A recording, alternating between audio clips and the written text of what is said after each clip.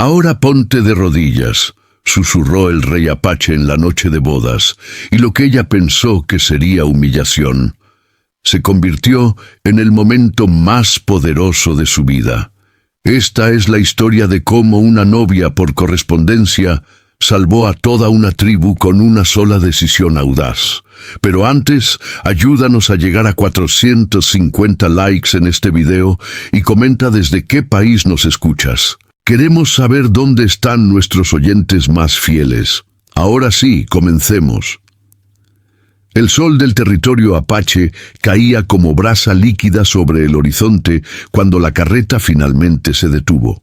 Sofía Caldwell agarró con fuerza el borde de madera astillada, sintiendo cada músculo de su cuerpo protestar después de 3 semanas de viaje desde Boston. El polvo se le había metido hasta en los pulmones, y el vestido azul oscuro que había elegido con tanto cuidado para conocer a su futuro esposo, ahora parecía un trapo arrugado y sucio. Pero nada de eso importaba en este momento. Porque al bajar la vista hacia el pequeño asentamiento que se extendía ante ella, Sofía sintió que todo el aire abandonaba sus pulmones. Esto no era lo que esperaba. Para nada. Las cartas habían sido breves, directas. Busco esposa, ofrezco protección, tierra, respeto, firmadas simplemente como Oneida. Ella había imaginado un hombre sencillo, quizás un comerciante o un ranchero modesto que necesitaba compañía. Alguien que le ofreciera la estabilidad que Boston ya no podía darle después de la muerte de su padre y las deudas que dejó. Jamás imaginó esto.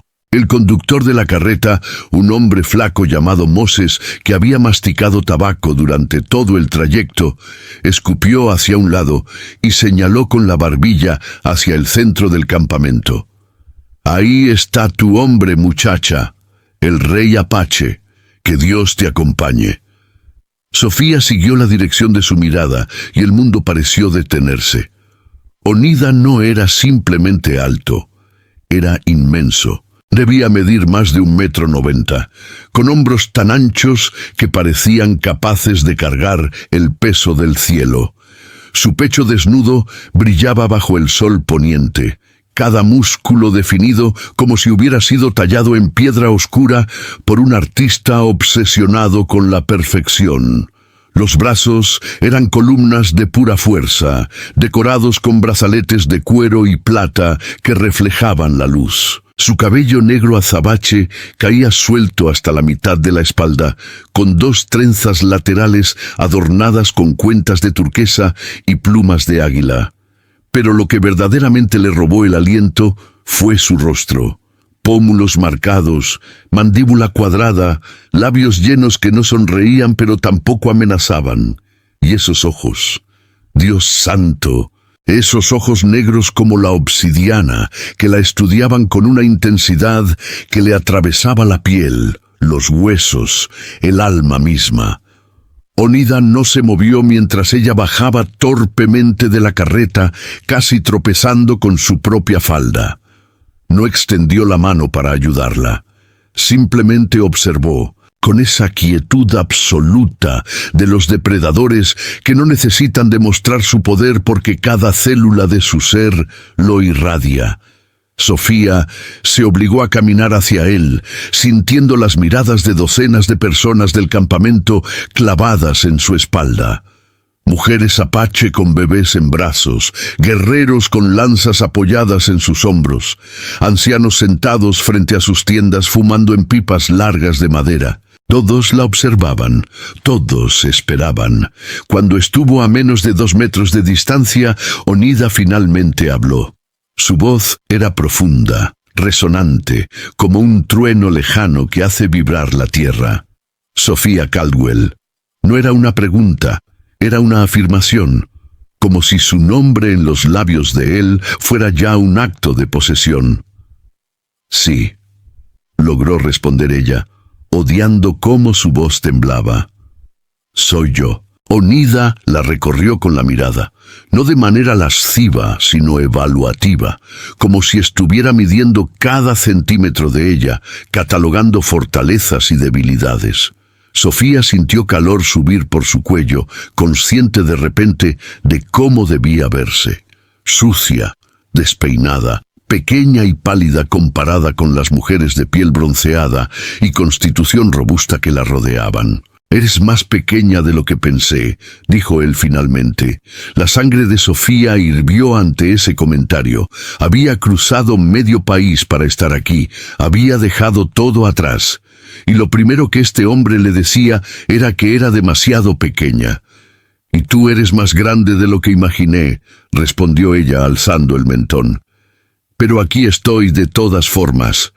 Un músculo en la mandíbula de Onídas se tensó. Durante un momento terrible, Sofía pensó que había cometido un error, que lo había ofendido y que ahora la enviaría de regreso en la misma carreta maloliente. Pero entonces algo extraño sucedió. Los labios de Onídas se curvaron. No era exactamente una sonrisa, más bien una leve elevación de la comisura derecha. Pero en ese rostro normalmente severo, el efecto fue devastador. Por un instante, Sofía vio un destello de algo más, reconocimiento, quizás incluso aprobación. «Tienes espíritu», dijo él. «Bien, lo necesitarás aquí». Se dio la vuelta sin más ceremonia y comenzó a caminar hacia el centro del campamento. Sofía se quedó paralizada un momento, sin saber si debía seguirlo o esperar más instrucciones. Fue una mujer mayor, con el rostro surcado de arrugas profundas como cañones, quien le tocó el codo suavemente. «Ve con él, niña», le dijo en un español entrecortado. «Es tu lugar ahora, junto al rey». Sofía tragó saliva y apresuró el paso para alcanzar las zancadas largas de Onida. Él no aminoró el ritmo, no la esperó. Simplemente asumió que ella lo seguiría, y algo en Sofía se rebeló contra esa presunción incluso mientras sus pies obedecían. El campamento era más grande de lo que parecía desde la carreta. Docenas de tiendas cónicas, hechas de pieles, se extendían en círculos concéntricos, con fogatas humeantes frente a muchas de ellas. Niños corrían descalzos entre las estructuras, jugando con palos y riendo. El olor a carne asada mezclado con humo de salvia llenaba el aire. Onida la llevó hasta una tienda más grande que las demás, ubicada en el centro exacto del campamento. Frente a ella, una fogata ya ardía, preparada y esperando. Él se detuvo y finalmente se volvió para mirarla de frente. «Esta es nuestra tienda», dijo simplemente. «La ceremonia será al anochecer. Tienes tiempo para lavarte y prepararte». Señaló hacia un grupo de mujeres que esperaban a varios metros de distancia. 3 de ellas, todas jóvenes, con vestidos de ante decorados con cuentas y conchas. Miraban a Sofía con una mezcla de curiosidad y algo que podría ser compasión. «Ellas te ayudarán», continuó Onida. «Mi hermana, Kiona, te explicará lo que debes saber». «¿Tu hermana?». Sofía parpadeó, sorprendida de que este hombre aparentemente solitario tuviera familia. Por primera vez, algo suave cruzó el rostro de Onida. No exactamente ternura, pero sí una calidez que no había mostrado antes. «Sí, ella asegurará que estés lista». Antes de que Sofía pudiera responder, él ya se había dado la vuelta y alejado, moviéndose con una gracia sorprendente para alguien de su tamaño. Lo observó irse, notando cómo otros hombres se inclinaban ligeramente cuando pasaba junto a ellos, cómo incluso los guerreros más grandes parecían reconocer algo superior en su presencia. Rey Apache. Ahora entendía por qué lo llamaban así. «Ven, hermana». Sofía se sobresaltó al escuchar la voz suave a su lado. Una de las mujeres jóvenes se había acercado, sonriendo con calidez genuina. Era hermosa, con rasgos delicados que contrastaban con una constitución atlética. Su cabello negro brillante estaba trenzado con cintas rojas. «Soy Kiona, hermana de Onida. Debes estar cansada y asustada». Sofía abrió la boca para negarlo, pero Kiona rió suavemente. No tienes que fingir conmigo. Todas las mujeres que vienen de lejos sienten lo mismo. Mi hermano puede ser intimidante. Intimidante es quedarse corto, murmuró Sofía, ganándose otra risa de Kiona. Ven, te llevaré al río. Aquí no podemos ofrecerte una bañera como en tu ciudad, pero el agua está limpia y fresca. Las siguientes horas pasaron en una neblina extraña para Sofía. Kiona y las otras dos mujeres, Takoda y Helki, la guiaron río abajo hasta un lugar oculto entre las rocas, donde el agua formaba una poza tranquila. Le ayudaron a quitarse el vestido polvoriento y la guiaron hacia el agua helada que le cortó la respiración. Mientras se bañaba, las mujeres lavaron su cabello con algo que olía a hierbas y menta. Takoda, la más joven del grupo, no dejaba de mirar el cabello castaño claro de Sofía con fascinación. «Es como el trigo maduro», susurró en un español más fluido que el de Kiona. Los ojos también, verdes como el musgo del río. Sofía se sonrojó bajo la atención. Nunca se había considerado particularmente bella. En Boston era simplemente ordinaria. Ni demasiado alta, ni demasiado baja, ni demasiado delgada, ni demasiado voluptuosa. Pero aquí, con su piel clara y sus rasgos europeos, se sentía exótica y expuesta. «Mi hermano eligió bien», dijo Kiona de repente, su voz seria. Necesitaba a alguien diferente, alguien que no temiera desafiarlo. «¿Desafiarlo?», Sofía rió sin humor. «Casi me desmayo cuando lo vi». «Pero le respondiste», señaló Kiona con una sonrisa sabia. «Le dijiste que él también era más grande de lo que esperabas. Eso le gustó. Onida no quiere una mujer que tiemble ante él. Ya tiene suficientes personas que hacen eso». Después del baño, la vistieron con un vestido que le quitó el aliento. Era de ante suave como mantequilla, teñido de un blanco cremoso y decorado con cientos de cuentas turquesas que formaban patrones de águilas y montañas. Las mangas largas terminaban en flecos delicados y el corte del vestido abrazaba su cintura antes de caer en una falda que rozaba sus tobillos. «Era de nuestra madre», dijo Kiona suavemente, ajustando el escote del vestido. «Murió hace 5 inviernos. Habría querido que lo usara la esposa de Onida». El peso de esa revelación cayó sobre Sofía como una piedra. Este no era solo un vestido bonito, era un símbolo, una responsabilidad, una herencia. «¿Él amaba a su madre?», preguntó en voz baja. La expresión de Kiona se suavizó con dolor y amor mezclados. «Más que a nada, ella era la sabiduría de nuestra tribu».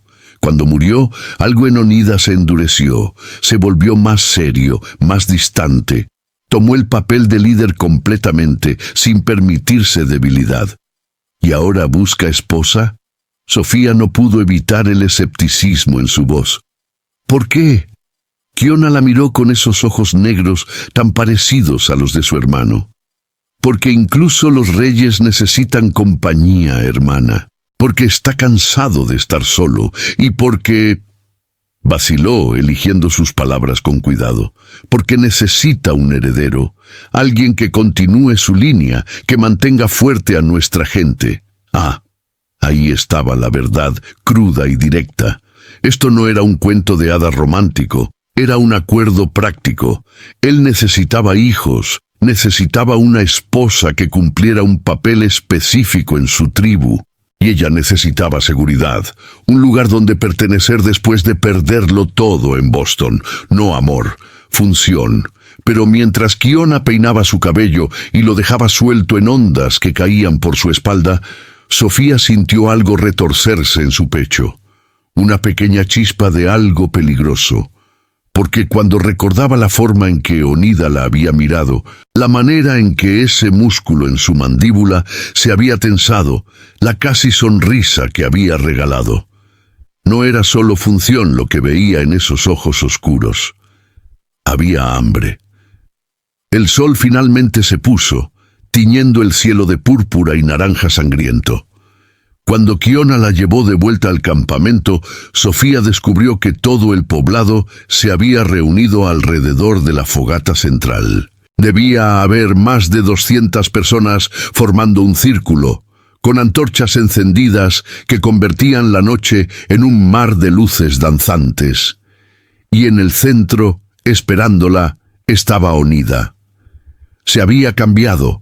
Ahora vestía pantalones de ante decorados con símbolos que Sofía no reconocía, y su pecho seguía desnudo excepto por un collar de garras de oso que colgaba hasta la mitad de su esternón. Su cabello estaba suelto, enmarcando ese rostro de ángulo marcados que la hacía sentir pequeña y frágil y extrañamente poderosa al mismo tiempo, porque ese hombre magnífico la estaba mirando solo a ella. Kiona le dio un suave empujón en la espalda, y Sofía dio el primer paso hacia su futuro, luego otro y otro. Sus piernas temblaban bajo el vestido de ante, pero mantuvo la cabeza alta, obligándose a sostener la mirada de Onida mientras cruzaba el círculo hacia él. La multitud guardaba silencio absoluto, solo el crepitar del fuego y el susurro del viento entre las tiendas rompían la quietud. Cuando finalmente estuvo frente a él, Onida extendió su mano. Era enorme, con dedos largos y callos en las palmas de tanto manejar armas y trabajar la tierra. Sofía puso su mano mucho más pequeña en la de él, y el calor que irradió de ese simple contacto la atravesó como un relámpago. Los dedos de Onida se cerraron alrededor de los suyos, firmes, pero nunca dolorosos. La miró a los ojos por un largo momento y Sofía sintió como si estuviera cayendo en ese mar de obsidiana, hundiéndose más y más profundo. «Sofía Caldwell», dijo él, su voz resonando en el silencio de la noche. «¿Aceptas ser mi esposa? ¿Compartir mi tienda, mi comida, mi vida?» Era el momento, el punto sin retorno. Sofía pensó en Boston, en la casa vacía después del funeral de su padre, en los acreedores tocando a la puerta, en las opciones que se reducían cada día hasta que solo quedó esta, una carta de un desconocido ofreciendo una vida nueva. Pensó en las semanas de viaje, en las noches durmiendo en la carreta dura, en el miedo constante de estar cometiendo el peor error de su vida, y luego miró al hombre frente a ella, intimidante, sí, enorme y poderoso y tan diferente de todo lo que había conocido.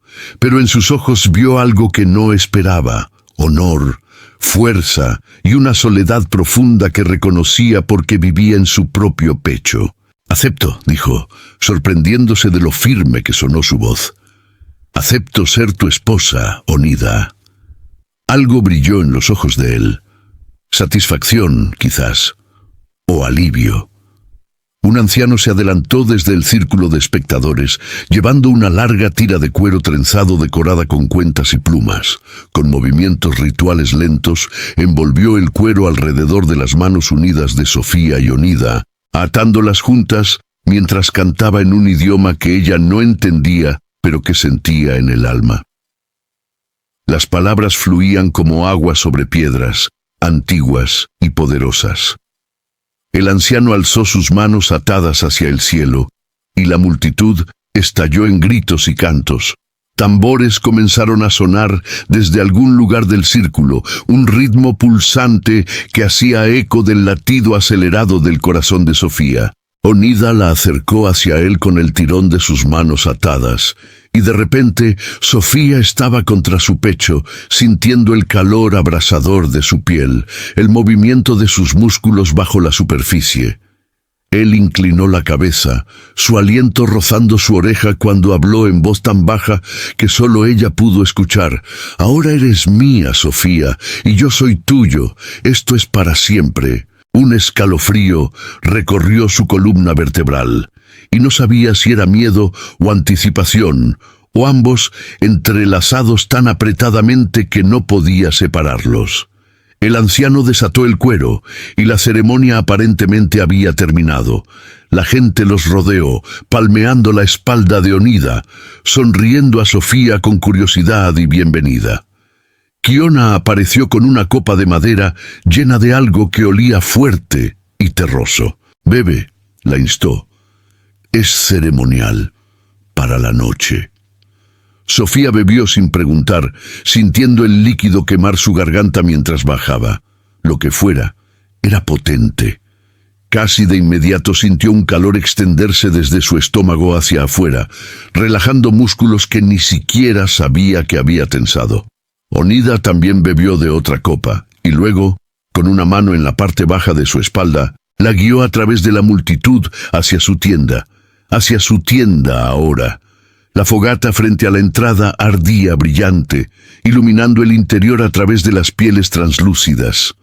Sofía podía ver sombras de pieles de animales extendidas en el suelo, de cestas apiladas con provisiones, de armas colgadas en postes de madera.